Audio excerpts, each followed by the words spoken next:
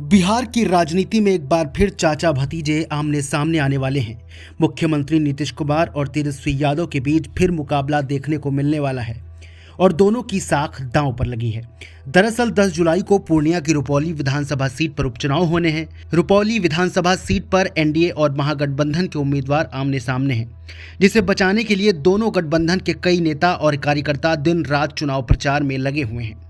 दरअसल बीमा भारती के इस्तीफे के बाद खाली हुई रुपौली विधानसभा सीट पर 10 जुलाई को उपचुनाव होने वाला है। दरअसल हाल ही में पूर्णिया सीट से लोकसभा चुनाव लड़ने के लिए बीमा भारती ने इस सीट पर इस्तीफा दिया था। हालांकि लोकसभा चुनाव में बीमा भारती हार गई थी।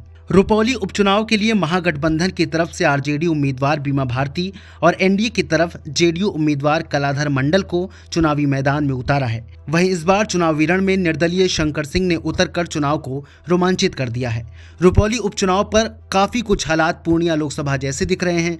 इस बार भी मुकाबला त्रिकोणीय होता दिखाई दे रहा है। लोकसभा चुनाव में पूर्णिया सीट पर निर्दलीय उम्मीदवार पप्पू यादव ने चुनाव जीता था। लोकसभा चुनाव के बाद हो रहे उपचुनाव में अपने उम्मीदवार की जीत के लिए चुनाव प्रचार में दोनों गठबंधन के कई बड़े नेता मोर्चा तो संभाल ही रखा है, लेकिन अब प्रचार की कमान नीतीश कुमार और तेजस्वी यादव ने भी संभाल ली है। दरअसल इन दोनों बड़े नेताओं को मालूम है कि ये सिर्फ एक उपचुनाव भर नहीं है, बल्कि ये आने वाले विधानसभा चुनाव के लिए एक बड़ा संकेत भी देगा कि बिहार में एनडीए की स्थिति मजबूत रहेगी या महागठबंधन कड़ी टक्कर देने की तैयारी में है। रुपौली उपचुनाव परिणाम बेहद महत्वपूर्ण है, क्योंकि इसके परिणाम से ये तस्वीर साफ होगी कि बिहार में नीतीश मोदी का जलवा कायम है या फिर तेजस्वी यादव ने जो टक्कर लोकसभा चुनाव में बिहार में एनडीए को दी थी, कुछ वैसे ही हालात इस बार भी रहने वाले हैं। अरुण पांडे कहते हैं कि नीतीश कुमार के सामने चुनौती है कि पूर्णिया लोकसभा चुनाव में जो हार मिली उसकी भरपाई रुपौली उपचुनाव जीत कर करें और ये भी मैसेज दें कि अति पिछड़ा वोटर उनके साथ मजबूती से खड़ा है।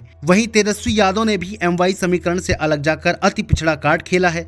अगर उनके उम्मीदवार की जीत होती है तब इस जीत को पूरे बिहार में अति पिछड़ा वोटर को बड़ा मैसेज देने में सफल होंगे कि आरजेडी अब एमवाई की पार्टी भर नहीं रही है। उपचुनाव परिणाम पप्पू यादव की राजनीतिक हैसियत को भी मापेगा, क्योंकि पप्पू यादव पूर्णिया से सांसद हैं और फिलहाल उन्होंने अभी तक खुलकर किसी को समर्थन नहीं दिया है।